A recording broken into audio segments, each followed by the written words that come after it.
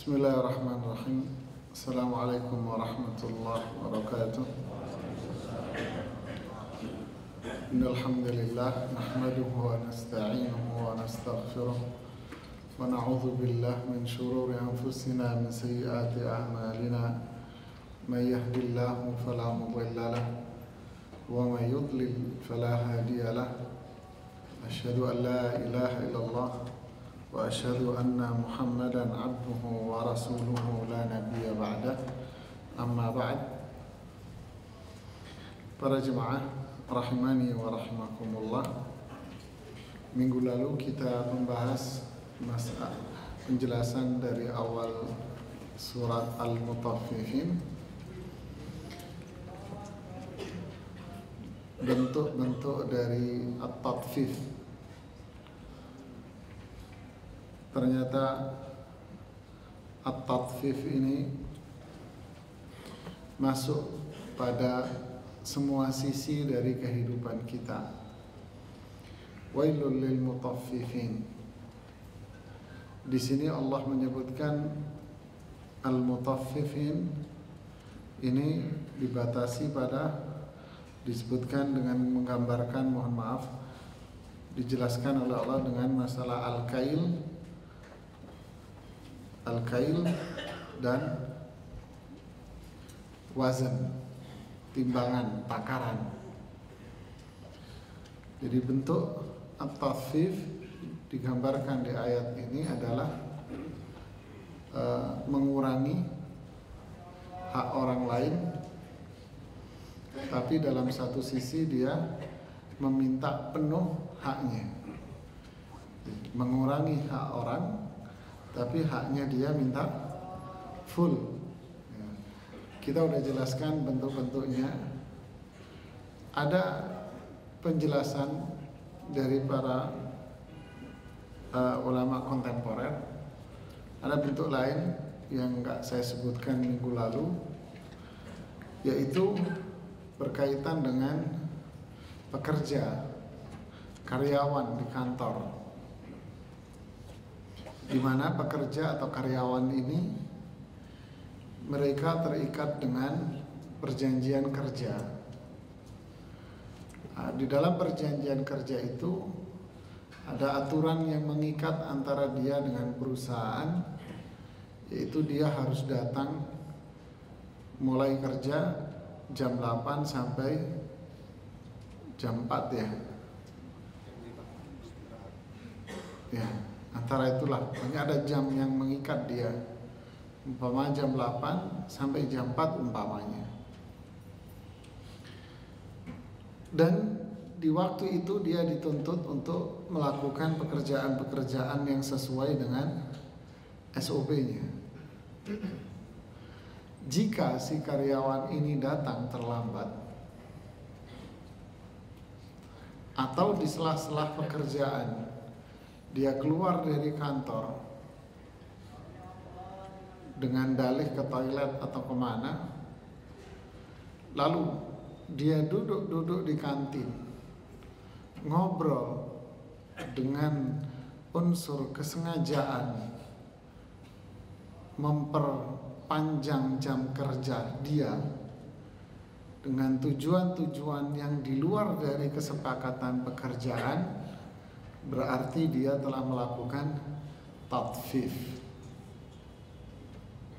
Faham bentuknya? Jadi dia mengurangi hak orang, mengurangi hak dari perusahaan itu. Ada lagi di zaman sekarang, dia ngantor tepat waktu karena semua bergerak di atas sistem ya, teknologi, pakai digital print dan sebagainya. Keterlambatan sedikit dipotong, tapi ketika dia bekerja, dia melalaikan pekerjaan yang menjadi SOP dia dengan cara banyak main handphone, mainan handphone. Kalau ada bosnya, ada supervisor, matiin kerjanya. Supervisornya nggak ada, mainan handphone lagi. Berarti dia melakukan apa? Tatfif, Pak. Tatfif ini. Guru juga sama seperti ini. Dia meninggalkan siswa-siswanya, siswa-siswinya di kelas tanpa mengajar, atau dengan dalih diberi tugas dengan pekerjaan latihan-latihan. Nggak tahu guru zaman sekarang, kalau guru zaman kita dulu kan gitu ya, datang kasih latihan, terus gurunya ngapain? Duduk di kantor, ngobrol, ngopi, ngerokok, berarti dia telah melakukan tatfif. Giliran gajinya, dia tidak mau gajinya dikurangi, mending berantem deh. Tapi haknya orang, hak perusahaan, dia seenaknya menguranginya. Beginilah bentuk-bentuk dari tatfif. Jadi ternyata tatfif ini memang masuk ke semua unsur dari kehidupan kita, bukan berkaitan dengan hal yang berbau jual beli saja, ya, tetapi semuanya. Ancamannya di sini Allah Subhanahu wa taala, bukan ancaman, sebab di sini ya. Ala yadhunnu ulaika annahum mab'utsun. Dari sebab utamanya di sini apa? Tidak ada iman. Jadi sebabnya di sini ini sebetulnya tidak ada iman. Jadi tidak ada iman, Pak. Iman dengan hari apa? Hari akhir. Di sini tidak ada iman sama hari akhir. Hari akhir itu apa? Liyaumin azim, yauma yaqumun nasu lirabbil alamin. Hari itu, hari yang mana ini? Hari ini, ketika mereka dibangkitkan dari kubur, mahsyar, ya. Hari itu apa yang terjadi? Yaqumun nas, manusia akan berdiri di hadapan siapa? Di hadapan Allah. Ini hadis yang sering kita dengar dari ustadz-ustadz kita, bahwa kelak manusia itu yuhsyarun nasu yaumal qiyamati apa? Hufatan uratan ghurla. Kelak manusia akan dikumpulkan di hadapan Allah, mereka berdiri di hadapan Allah, hufat urat ghurla, telanjang, nggak pakai sendal, terus masih dalam kondisi semula seperti waktu dia bayi, nggak disunat dan sebagainya. Jadi saat itu manusia akan kembali dalam kondisi waktu dia lahir. Jadi tidak ada orang cacat, tidak ada orang kekurangan fisik dan sebagainya, mereka akan normal di situ semuanya, berdiri di hadapan Allah. Yauma yaqumun nasu lirabbil alamin. Limanil mulkul yaum, milik siapa kekuasaan pada hari itu? Yauma la dhilla illa dhillu. Tidak ada perlindungan kecuali perlindungan Allah. Nah, mereka yang melakukan tatfif tidak ada iman dengan hari ini. Berarti para jemaah, iman, ketidakadanya iman dengan hari akhir itu tidak akan melahirkan perbuatan. Camkan itu. Tidak ada iman dengan hari akhir tidak akan melahirkan perbuatan. Tidak ada iman dengan hari akhir seperti apa? Ya bisa jadi dia kafir, nggak percaya. Bisa jadi ada iman tetapi dia nggak peduli, Pak. Cuek aja. Hingga seperti dia pada akhirnya sama aja dengan orang yang tidak ada iman, dia cuek. Maka tidak ada perbuatan, tidak ada amal, tidak ada amal saleh, tidak ada ketaatan. Dari sinilah rahasia kenapa nas-nas syar'i dalam Quran dan hadis selalu mengaitkan sebuah perbuatan itu dengan iman kepada Allah dan hari akhir. Walaupun itu menurut kita suatu hal yang kecil di mata kita. Man kana yu'minu billah wal yaumil akhir falyukrim dhaifa. Orang iman sama Allah hari akhir itu kalau ada tamu dimuliakan. Mungkin pikiran kita sederhana, apa ya hubungannya ya? ini hubungannya apa? Karena memuliakan tamu itu ternyata amal soleh, tetangga dan sebagainya dan sebagainya. Jadi tidak akan muncul pada diri orang yang tidak ada iman kebaikan, Pak, sama sekali. Jadi jangan ngomong baik sama orang kafir, Mas. Saya selalu tekankan di kajian-kajian tafsir kita di sini bahwa jangan ngomong baik sama orang kafir. Jangan ngomong baik sama orang musyrik. Kenapa? Karena mereka tidak ada iman dengan hari akhir. Jangan ngomong baik. Loh, sama saya baik kok. Ada udang balik peyek, Mas. Ada sesuatu di balik itu. Gak mungkin dia berbuat baik dengan tulus, bahasa kita. Gak bakal ada sesuatu. Kenapa? Karena Allah bilang di surat Al-Bayyinah yang kita hafal itu dengan sangat jelas bahwa ulaika hum syarrul, manusia yang baik, manusia yang paling buruk. Jadi kalau kita bicara orang baik itu siapa? Orang yang beriman, Pak. Inna akramakum indallahi atqakum. Jadi at-tatfif itu muncul karena tidak ada iman. Lupa, nggak tahu, cuek sama akhirat, sehingga kecurangan-kecurangan itu akan selalu muncul. Kita lanjutkan. Kalla. Ini kalla ini pembahasan panjang di kalangan para ahli tafsir, Pak. Kalla. Kalla ini secara sederhana dari penjelasan para ulama tafsir di beberapa kitab tafsir itu mengatakan kalla ini ada dua makna, Pak. Pertama, kalla ini maknanya ar-rada'. Rada' itu artinya melarang kita untuk melakukan sifat-sifat buruk yang disebutkan tadi itu. Saya ulangi, kalla maknanya adalah ar-rad'u, artinya mencegah kita agar kita meninggalkan sifat buruk yang disebutkan sebelumnya tadi itu. Apa sifat buruk sebelumnya? Tatfif.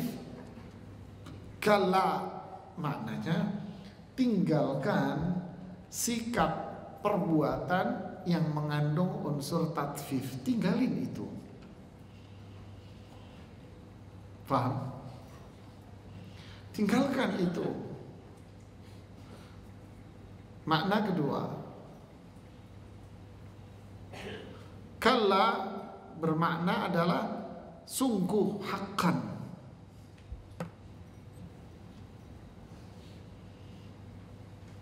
Sungguh, maksudnya apa? Kalla, sungguh, inna kitabal fujjar. Nah, sungguh itu artinya apa yang dijelaskan setelahnya. Faham? Faham belum? Belum ya? Begini, Mas. Kalla artinya berarti kallah ini berhubungan dengan apa? Berhubungan dengan sebelumnya. Maksudnya tinggalkan apa yang disebutkan pada yang ayat yang di atas itu adalah sifat-sifat buruk. Adalah sifat buruk yang mengandung ancaman. Ya, azab. Kenapa? Karena mereka tidak memiliki iman kepada hari akhir. Kalla, tinggalkan sifat itu pada diri kalian yang mencerminkan diri kalian itu tidak memiliki iman. Sehingga kalian harus menanamkan iman kepada Allah agar benar-benar kejujuran itu ada pada diri kalian dan tatfif itu terhindar pada diri kalian.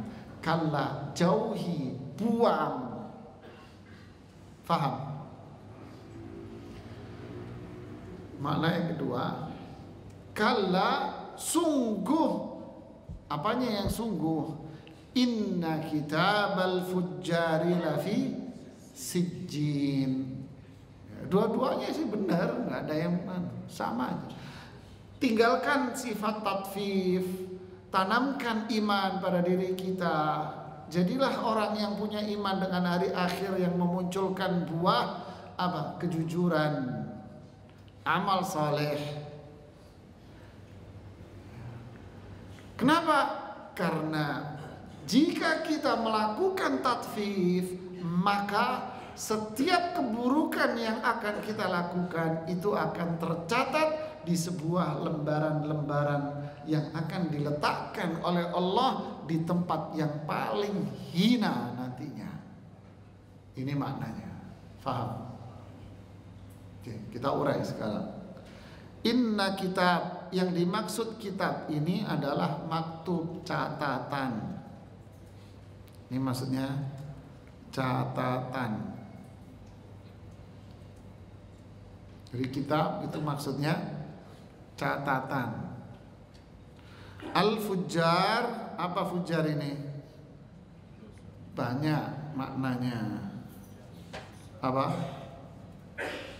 Bisa orang kafir, bisa musyrik, bisa fasik. Siapa fasik itu maksudnya? Pelaku dosa besar yang tidak tobat. Fajir, bentuk tunggalnya namanya fajir, jamaknya fujar. Fajir kalau bahasa kita sehari-hari bajingan, Mas, preman. Fajir, pelaku kejahatan. Tapi dalam bahasa Al-Quran bermakna luas. Bisa bermakna orang kafir, bisa bermakna musyrik, bisa bermakna fasik. Ya, sesungguhnya catatan apa? Catatan amal, perbuatan. Orang-orang kafir, catatan perbuatan orang-orang musyrik, catatan perbuatan orang-orang fasik, lafi sijjin, akan berada di satu tempat yang namanya sijjin. Saya ulangi ya. Sesungguhnya catatan dari perbuatan-perbuatan orang-orang kafir itu, dan juga orang-orang musyrik, dan juga orang-orang munafik, catatan mereka itu akan berada di satu tempat, namanya tempat itu sijjin. Sijjin ini apa? Sijjin ini bahasa Arab, ini sijjin ini. Sijjin ini berasal dari kata as-sajnu. Kalau di harokati, di salah satu tafsir ada harokatnya, namanya as-sajnu. Sajn itu artinya tempat yang sempit. Kalau bahasa kita sijen, sijen itu kalau bahasa Arab sehari-hari, sijen itu penjara. Ini tempat yang sempit. Idza ulqiya minha makanan dayyiqa da'au hunalika subura, di surat Al-Furqan. Ketika mereka orang kafir itu dilempar ke tempat yang sempit. Jadi sijjin ini maknanya banyak, para ahli tafsir macam-macam ini penjelasannya. Tapi as-sahih, pandangan yang kuat, makna kuat dari sijjin dikuatkan oleh Ibnu Katsir, disebutkan pula dalam kontemporer Imam Sa'di, Kemudian di tafsir Ibnu Ashur juga disebutkan namanya At-Tahrir wa Tanwir, dan kitab tafsir yang lain. Sijjin ini artinya tempat yang sempit, tempat sempit. Di mana tempat sempit ini? Riwayat dari Ibnu Abbas, Hasan Al-Basri, tempat yang sempit ini asfal al-ardi sabi'ah, posisinya di lapisan bumi paling bawah, yaitu lapisan bumi yang ketujuh di bawah. Jadi kalau bumi itu lapisannya ke bawah, kalau langit lapisannya ke atas. Disebutkan oleh sebagian para ahli tafsir, lapisan bumi kalau ke bawah itu berarti semakin apa? Semakin nyempit, Pak, ternyata. Na'udzubillah. Jadi bumi lapisannya ke bawah. Jadi semakin ke bawah dia akan semakin menyempit, semakin menyempit, semakin menyempit. Lapisan paling bawah yaitu lapisan ketujuh. Disitulah Allah letakkan sijjin. Itulah sijjin, diletakkanlah catatan mereka orang-orang fajir ini, Pak. Ada lagi penafsiran macam-macam lah. Yang jelas ini yang paling dikuatkan oleh para ulama. Mengatakan lagi, ada yang mengatakan disitulah namanya lubang neraka jahanam itu. Na'udzubillah. Jadi ini menunjukkan apa? Penghinaan. Ini penghinaan. Ini ancaman juga, Pak. Wa'id. Ini ancaman dan penghinaan dari perbuatan buruk yang dilakukan oleh seseorang. Dihubungkan oleh Imam Ibnu Ashur. Bagus beliau menghubungkan ayat dengan ayat. Berarti orang yang melakukan tatfif itu secara khusus, mereka telah menulis catatan-catatan buruk dalam perbuatan dia, dalam hidup dia. Lalu catatan dia ini kalau dia tidak tobat tentunya akan berada di mana? Sijjin. Siapa? Mereka yang berbuat tatfif.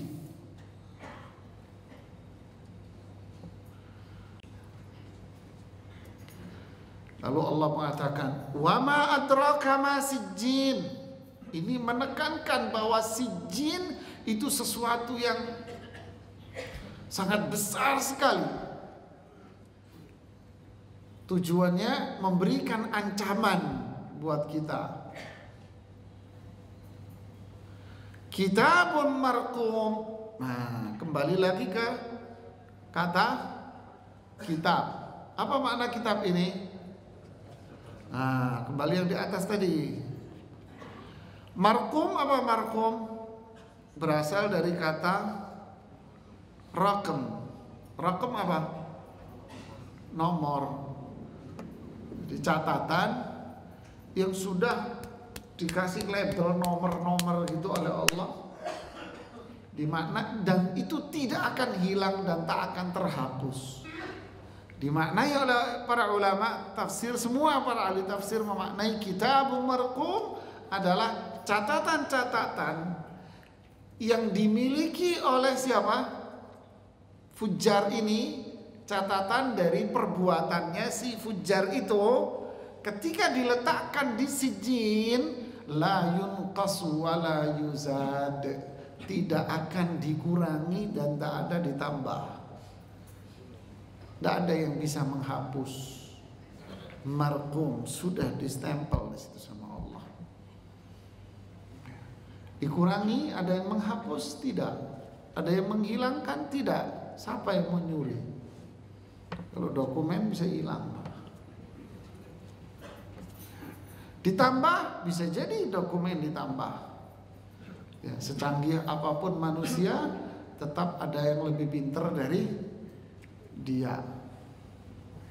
Jago IT, ya ada yang lebih jago dari dia.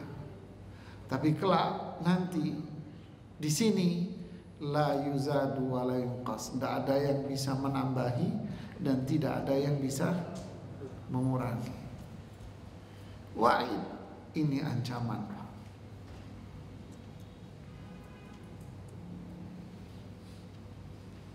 Ini ayatnya lompat ini di sini.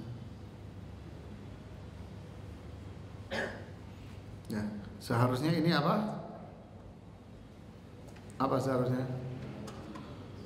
Wailun yauma idzin lil mukadzibin. Salah. Wail, apa arti wail? Sama seperti yang di atas. Maknanya apa? Binasa, celaka. Celaka, binasa. Yauma idzin, pada hari itu. Yang dimaksud pada hari itu apa? Yang dimaksud hari itu hari apa? Yauma yaqumun nasu li rabbil alamin. Di tafsir Ibnu Ashur dijelaskan seperti ini. Jadi pada hari itu, hari manusia ketika berada di hadapan Allah. Lil mukadzibin, bagi mereka yang berbuat dusta. Ada yang mengatakan yang dimaksud dusta ini makna khusus. Siapa itu? Ini pendusta. Al-mutaffifin, ini pendusta ini. Ya memang benar bohongin orang kan. Ini pendusta ini. Wail berarti celaka, binasa. Ini pendusta ini. Ada yang memaknai wailun yauma idzil lil mukadzibin. Mukadzib di sini bermakna umum. Kenapa? Dijelaskan pada ayat yang selanjutnya. Yang dimaksud pendusta ini siapa? Alladzina yukadzibuna yaumiddin. Mereka yang mendustakan yaumuddin. Yang dimaksud yaumuddin ini apa? Yaum, hari. Ad-din di sini artinya al-jaza, balasan. Bukan agama. Ini maknanya al-jaza. Maliki yaumi ad-din. Ad-din di sini bukan makna din yang di ayat innad dina indallahil. Kalau yang di sini maknanya amal. Jadi agama itu artinya amal, perbuatan. Tapi kalau din di sini maknanya al-jaza, apa itu? Balasan. Biyaumiddin maksudnya hari di mana mereka, nih hari di mana mereka yang membuat kebohongan-kebohongan, kedustaan itu akan mendapatkan balasan di hari itu. Maknanya pula yukadzibuna biyaumiddin, yaitu mereka memang mendustakan hari akhir. Ini yang dominan dimaknai para ulama. Jadi ayat ini menjelaskan yang makna yang ke-10. Wailun yauma idzil lil mukadzibin. Siapa al-mukadzib di sini? Alladzina yukadzibuna biyaumiddin. Jadi siapa pendusta itu? Pendusta itu adalah orang yang enggak percaya dengan hari pembalasan. Siapa mereka? Bisa orang kafir, bisa musyrik, bisa ahlul kitab, bisa musyrik, agama syirik, Hindu, Buddha dan sebagainya. Bisa pura orang Islam sendiri yang gak percaya dengan hari. Emang ada orang Islam yang gak percaya dengan hari pembalasan? Ada. Apa mana dalilnya? Mana ayatnya? Kita hafal. Mungkin kita setiap hari baca itu pendek ayatnya. Siapa yang tahu?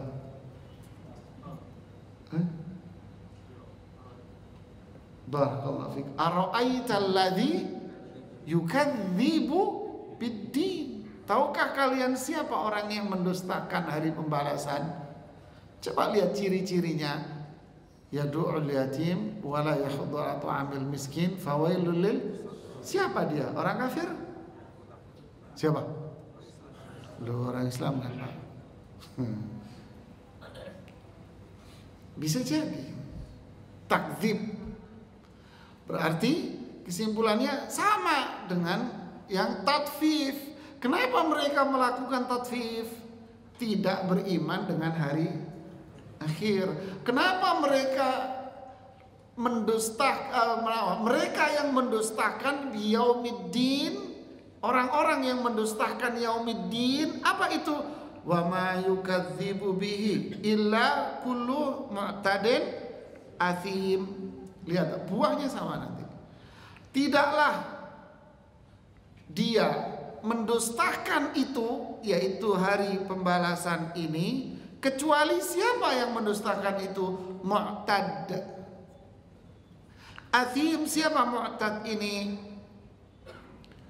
Orang yang tidak kenal dengan H2. Apa H2? Halal haram. Dia tidak kenal halal haram. Tidak ngerti syariat. Tidak faham mana perintah, mana larangan. Tidak ngerti, mu'tad. Sehingga mu'tad ini diartikan zalim. Tidak faham hukum. Asim ini ucapan. Jadi ini ucapan. Berarti yang mu'tad ini berkaitan dengan apa? Jadi perbuatan dia sudah tak mengenal lagi yang namanya halal dan tak mengenal lagi yang namanya haram, melampaui batas. Ucapan dia azim, hanya mengumpulkan ism, dosa saja.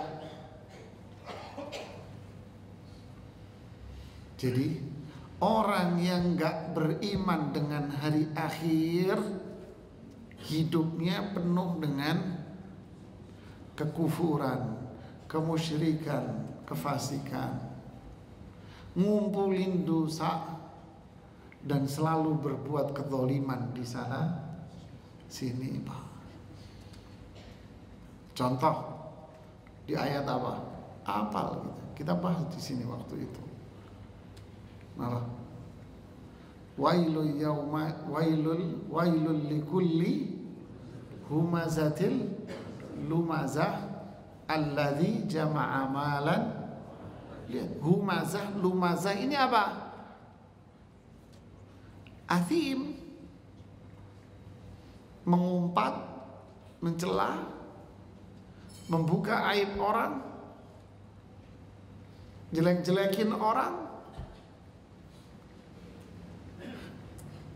Ini athim.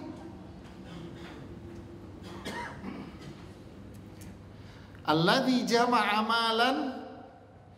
Orang yang athim ini perilakunya apa? Malan, fulus, duit aja dia. Dia nggak kenal halal haram di sini sudah. Digabung nggak dua-duanya? Gabung. Mu'tadin, athim.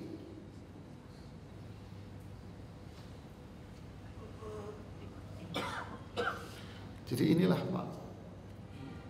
Ini rahasianya. Kenapa yang kita tanam pertama kali itu iman dan akidah? Karena ini buahnya. Kalau kita tidak punya akidah, tidak punya keimanan, maka kita menjadi orang apa? Mu'tadin athim. Mulutnya nggak terkontrol, perbuatannya buta.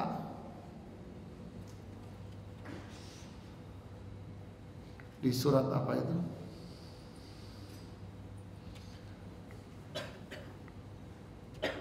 Ketika Allah bangkitkan dia dari kubur dalam keadaan buta. Apa ayatnya? Wa man a'rada an wa man a'rada an dzikri fa inna lahu ma'isyatan dhanka wa nahsyuruhu yaumal qiyamati a'ma. Siapa yang berpaling dari zikri kata Ibnu Abbas Al-Quran, dia paling dari Al-Quran, berpaling dari hukum Allah, berpaling dari sunnah Rasulullah SAW, maka hidupnya sempit. Hidup ibarat apa kata orang barat? Daun apa? Daun kelor. Ya kan, dia stres Pak. Ya kita kan tidak mau di hidup kita dianggap kayak daun kelor kan? Yang menganggap hidup ibarat daun kelor ya sarap orangnya Pak. Kalau kita beriman dah hidup kita lapang Pak. Alam nashrah laka sadrak wa wada'na anka, dosamu saya gugurin, makanya hati kita lapang. Tapi kalau dosa kita banyak akhirnya dongka, sempit Pak. Wa nahsyuruhu yaumal qiyamati a'ma, nanti di akhirat dibangkitkan dari kubur dalam keadaan buta. Qalu lima hasyartani a'ma ya Rabb, kenapa engkau bangkitkan aku buta? Wa qad kuntu basira, padahal dulu aku di dunia bisa melek. Kadzalika atatka ayatuna fanasi taha, dulu Al-Quran hadis dibacain sama kamu, kamu gak mau tahu. Kalian mas ini haram, ini haram, ini tidak boleh, ini tidak boleh, ini tidak boleh. Aduh repot amat mas ya, belajar ini haram, belajar ini haram.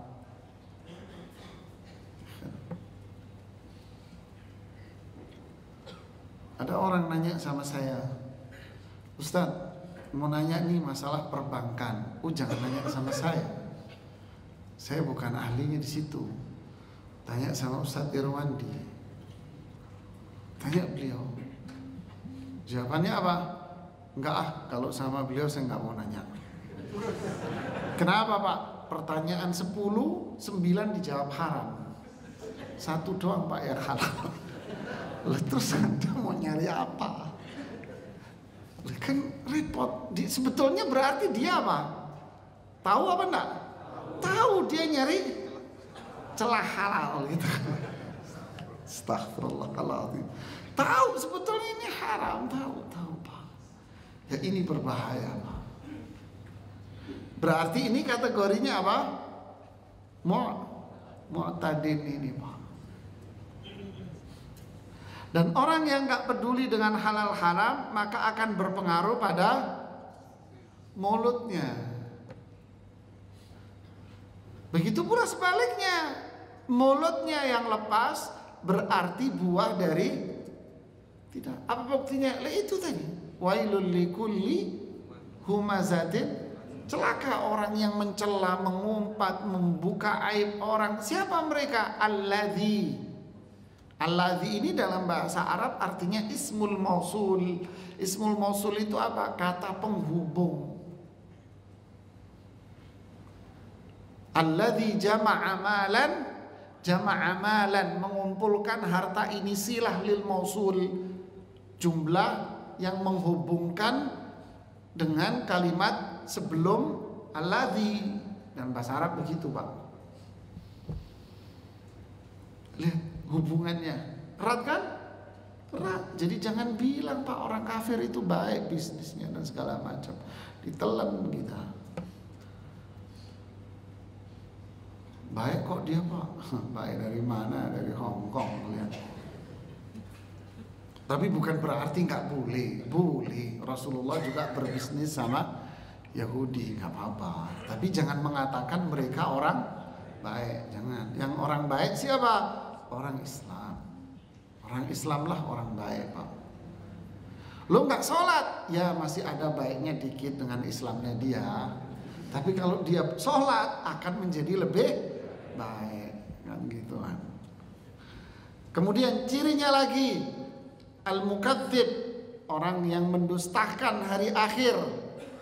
Yang terlihat dari perilaku kalau dihubungkan dengan sebelumnya berarti apa? Tatfif, i'tida, mu'tadin. Kemudian yang ketiga apa? Athim.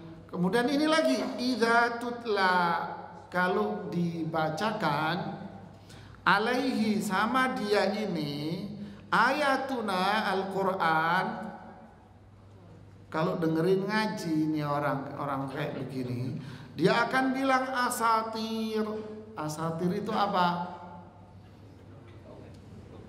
Dongeng, Pak. Asatir ini maksudnya dongeng, cerita-cerita zaman dulu. Awalin, cerita-cerita zaman dulu aja. Itu Quran cerita zaman dulu. Lo ada loh zaman sekarang ilmuwan lo yang ngomong begitu loh, Pak. Katanya ahli tafsir lo dia, Pak. Profesor lo bilang. Jangan main-main lo.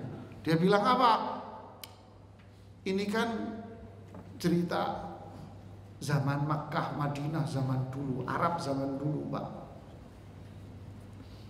Ya kan? Itu Arab zaman dulu, Sekarang berbeda. Apa bedanya? Berbeda. Sekarang zaman edan, dulu zaman baik, Pak. Bedanya itu. Jadi banyak orang-orang liberalis. Jadi kalau dibacakan Al-Quran, ditolak, Pak, Al-Quran. Apanya yang ditolak? Macam-macam. Bisa Qurannya sendiri dia buang, nggak mau Al-Quran. Orang kafir nggak mau Quran. Bisa jadi ayatnya dia terima, Pak, tapi yang dia tolak apa? Makna, kandungan ayat itu dia tolak. Terus gimana dong? Dicocokin sama logikanya dia. Kenapa? Biar klop sama hawa nafsunya. Ya kan? Biar klop sama hawa nafsunya. Ada banyak itu bertebaran di medsos, terus kayak begini nih, Pak. Dibuang, Pak, Al-Quran. Ada satu ustadz nafsirkan ayat ihdinas siratal mustaqim. Ditafsirin apa, Pak? Ya Allah, berilah kami solusi yang terbaik.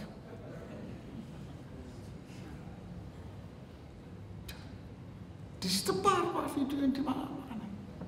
Sirat itu bukan jalan, tapi solusi. Mustaqim itu memang lurus, berarti solusi yang baik. Hampir 15 menit dia ceramah tentang sirat mustaqim, itu jalan yang lurus. Padahal katanya dia S2 bahasa Arab. Belajar bahasa Arab di mana, Pak? Di sono Gunung Kidul bahasanya.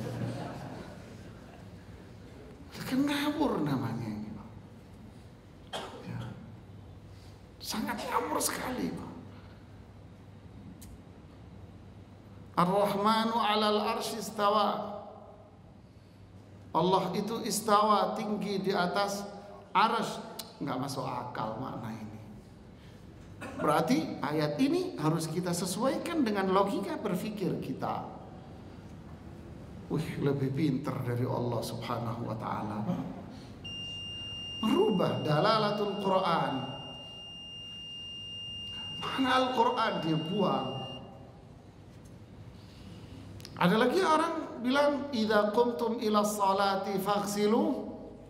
Jika kalian hendak melakukan sholat, lakukanlah ini wudu. Dia bilang waktu itu di depan saya. Yang dimaksud dengan ayat ini adalah apa?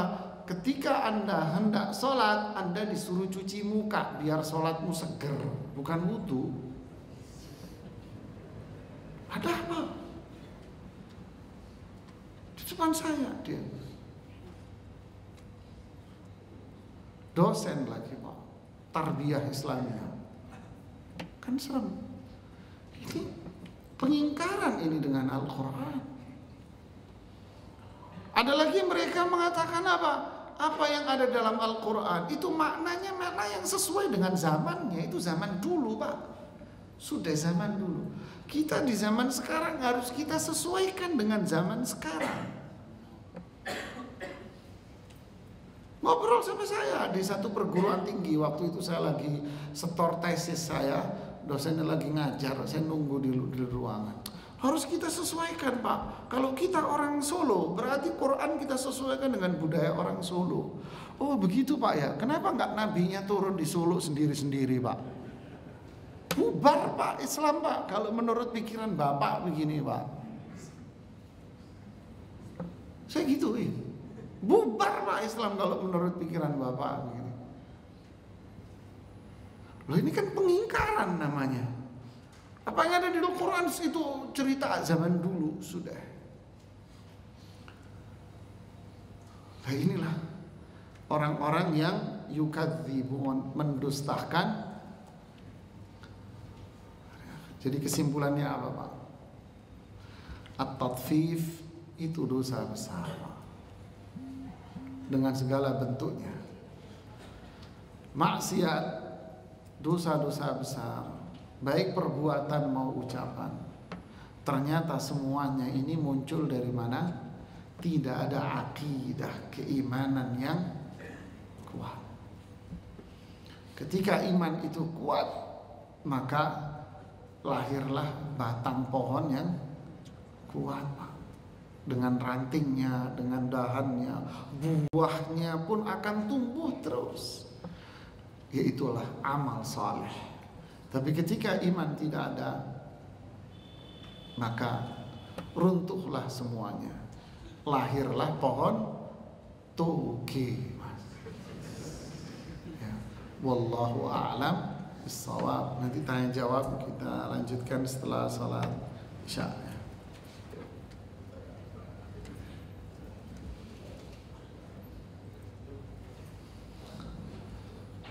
Bismillah, alhamdulillah, wassalatu wassalamu ala rasulillah wa ba'd. Silakan para jemaah yang ingin menanyakan sesuatu. Silakan Pak.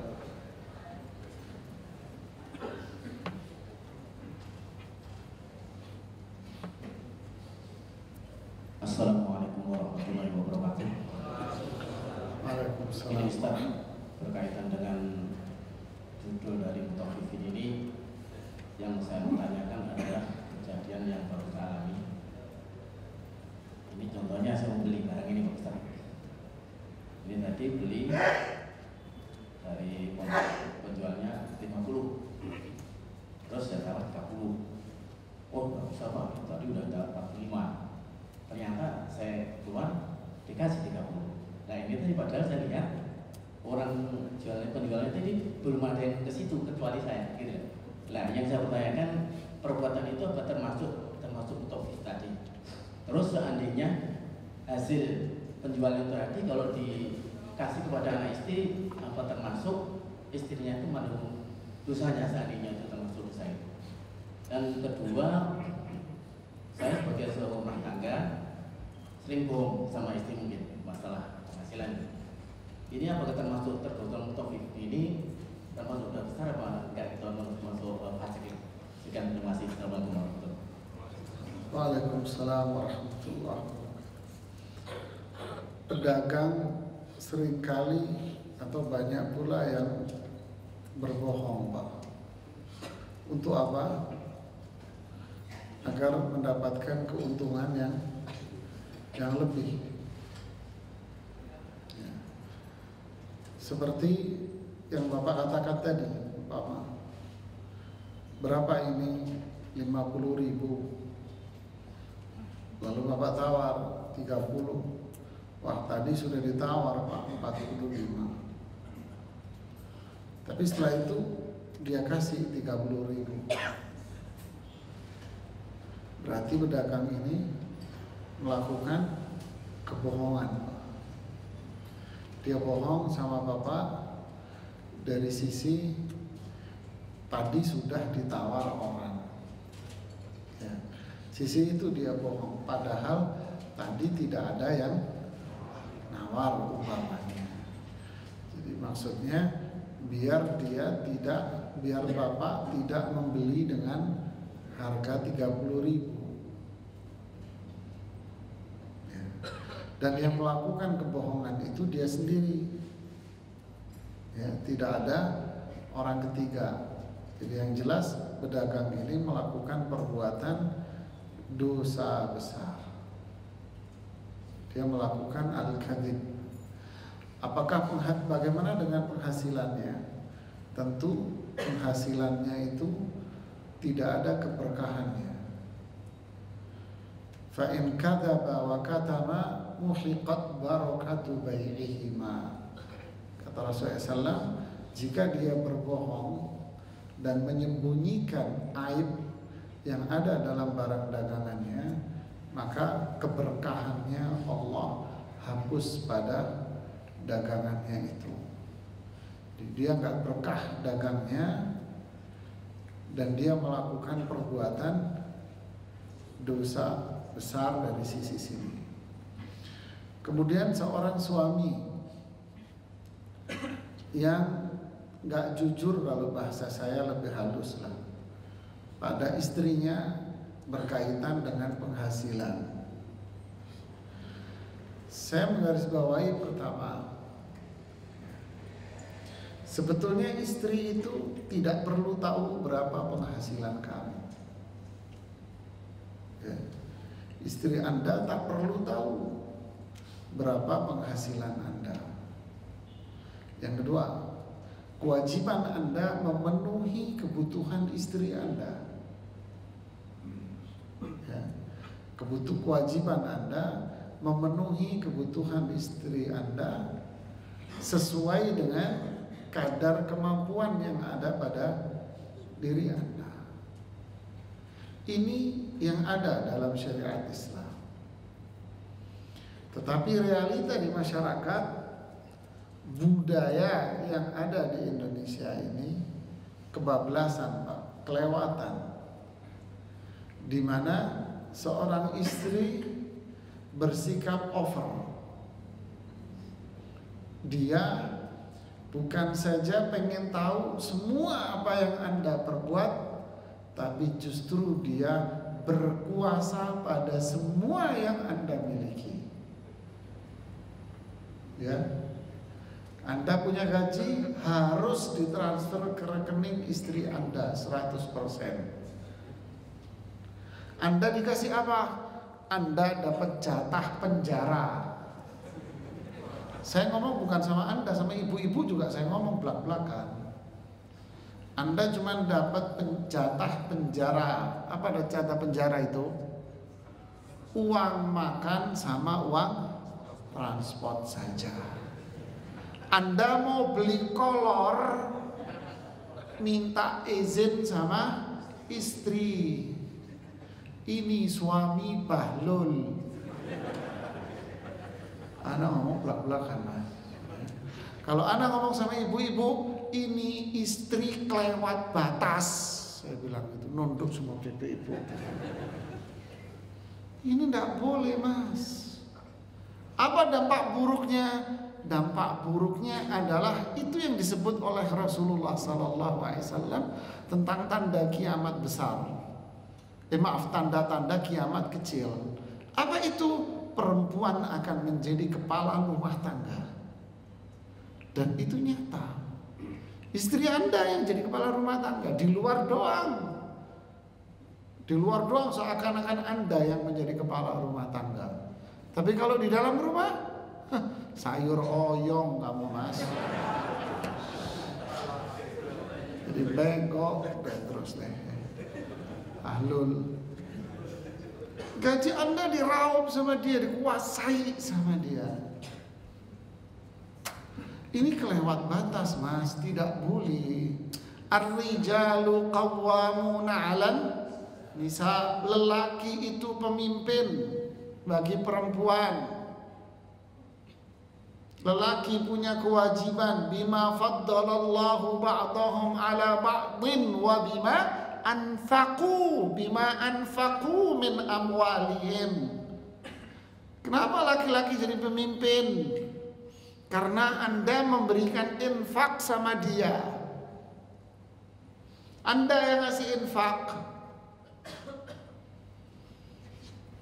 Bukan berarti tidak boleh 100% Anda menyerahkan uang Anda kepada istri. Boleh, tapi istri harus tahu diri bahwa dia punya hak sebagian dari situ. Apa dampak buruknya? Satu, tadi istri Anda jadi kepala keluarga. Dua, dia akan melakukan apapun yang dia kehendaki. Tiga, Anda mau berbuat apapun minta izin sama dia. Kebalik. Seharusnya dia yang minta izin sama Anda, bukan Anda yang minta izin sama dia. Anda mau ngirim duit ke orang tua Anda, ke saudara Anda, minta izin sama istri Anda. Ya enggak? Jangan pura-pura bego Mas. Ya, ngomong kencang gitu loh. Jujur saya paling kesel Mas melihat hal yang beginian. Ini dampaknya besar Pak, besar sekali dampaknya.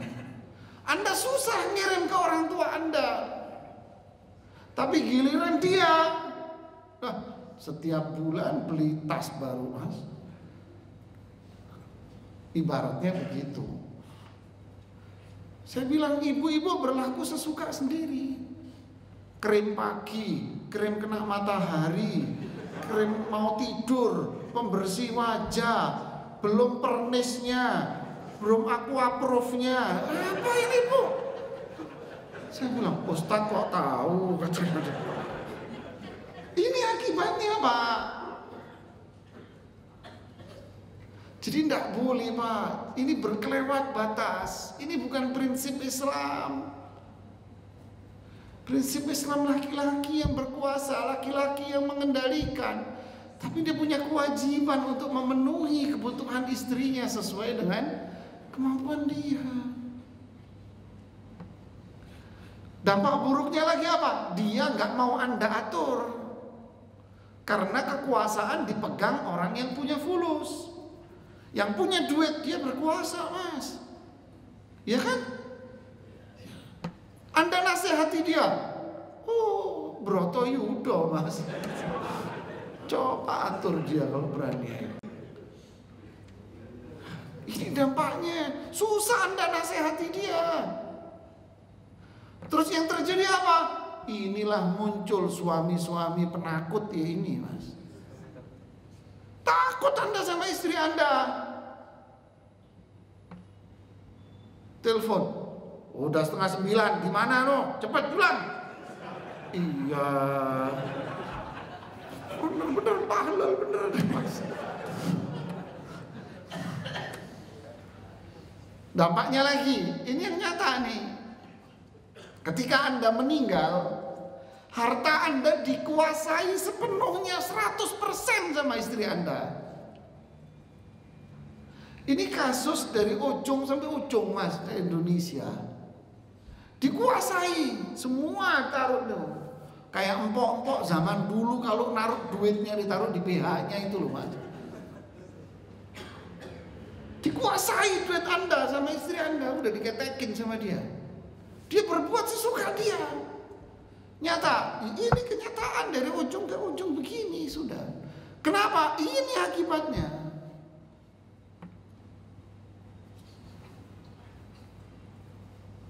Punya suami saya kok Ustaz. Begitu jawabannya dia.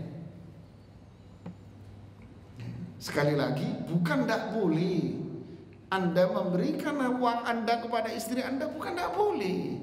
Boleh, tapi istri itu harus tahu hak kewajiban dia, batasan dia sampai di mana. Saya pernah menemukan, ini pelajaran sengaja saya perlebar pas jawaban Bapak. Apakah itu dikatakan bohong? Lah ini Anda sendiri yang selama ini salah gitu loh. Yang jadi menteri itu istri Anda, bukan Anda. Sehingga pertanyaan ini muncul. Saya pernah menemukan seorang ibu Pak. Kolam renang itu ibu semasjid ini Mas, gede nih kolam renang di rumahnya itu, gede kolam renangnya. Saya datang ke rumahnya, mewah sekali rumah tuh ibu. Dicerita, dulu rumah saya cuma sepotong ini Ustaz. Lalu saya beli ini, saya beli ini, saya beli ini, saya gabung, saya renov, saya bikin tingkat ya seperti ini sekarang. Saya punya ini, saya punya ini, saya punya ini, saya punya ini. Sebut satu-satu aset dia. Tolong hitungin Ustaz warisannya. Suami saya meninggal. Oke. Saya nanya, ini punya siapa? Punya suami saya. Anaknya marah. Enggak Ustaz, ini punya mama semuanya. Mamanya menangis di depan saya. Mamanya bilang apa si istri? Bukan Ustaz, saya ibu rumah tangga. Saya enggak punya pekerjaan. Saya cuman tangan saya membuka atas pemberian suami. Enggak Ustaz, dicerita. Ternyata semua aset itu dari mana Mas? Kelebihan uang belanja. Belanjanya berapa ya Mas? Saya juga bingung Mas. Kelebihan uang belanja. Jadi suaminya ngasih belanja, sisa dari kebutuhan dia disimpan, sisa disimpan, sisa disimpan. Terus dibelikan rumah ini, dibangun. Suami Anda tahu Ustaz, ini kelebihan uang belanja. Saya simpan lagi, saya tabung lagi, dapat ruko, saya tabung lagi, dapat apartemen. Saya simpan Pak, sedikit, bahasa dia, sedikit Ustaz saya simpan. Dikitnya begini ya saya bilang. Terus ini bukan punya saya Ustaz. Yang punya saya yang dikasih buat belanja itu aja. Selebihnya itu jerih payah dan keringat suami saya. Saya diam, ya Allah, zaman sekarang ada perempuan kayak begini. Saya takut Ustaz diadab di akhirat Ustaz memakan harta yang bukan keringat saya. Saya cukup dengan apa yang saya miliki. Ini punya suami saya. Ada perempuan ini? Ada, ini buktinya ada Mas. Ya. Zaman sekarang, ada lagi Pak. Punya 7 perusahaan di Jakarta. Ini semua kasus nyata yang saya alami datang. Suaminya meninggal, itu tadi taruh di keteknya semua Mas. Dikuasai sama dia. Anaknya satu pakai jilbab. Dia nggak suka, copot jilbab lo atau kamu keluar dari rumah. Sesen nggak, mama nggak kasih kamu. Keluar anaknya, memilih Allah, memilih keridhaan Allah. Si perempuan nikah lagi, anaknya dikasih sesuka hatinya dia. Ini banyak Mas, banyak. Apa penyebabnya? Penyebabnya ini tadi, over dia dari apa yang ada pada dirinya. Ya, biasanya kalau saya ngomong gini perempuan panas kupingnya Mas. Gak apa-apa. Nah itulah Pak akhirnya penyebabnya. Sehingga apa? Saya bohong gak ya? Lu ngapain cerita? Berapa Mas pendapatanmu? Nih yang penting kamu dapat sekian. Sudah. Kurang? Nih saya kasih. Kurang? Gak punya duit saya. Udah selesai. Lu emang gajimu berapa sih? Bukan urusan lo ya. Ini bahasa ceramah, jangan ngomong begitu sama istrimu, ngamuk. Ini bahasa ceramah Mas. Kalau bahasa ranjang lain sendiri, ya. Yang belum nikah kuping tutup. Ya, ini yang bisa saya sampaikan. Wallahu a'lam bishawab. Cukup pertanyaan Bapak ini aja sudah malam. Subhanakallahumma bihamdika asyhadu an la ilaha illa anta astaghfiruka wa atubu ilaik. Assalamualaikum warahmatullahi wabarakatuh.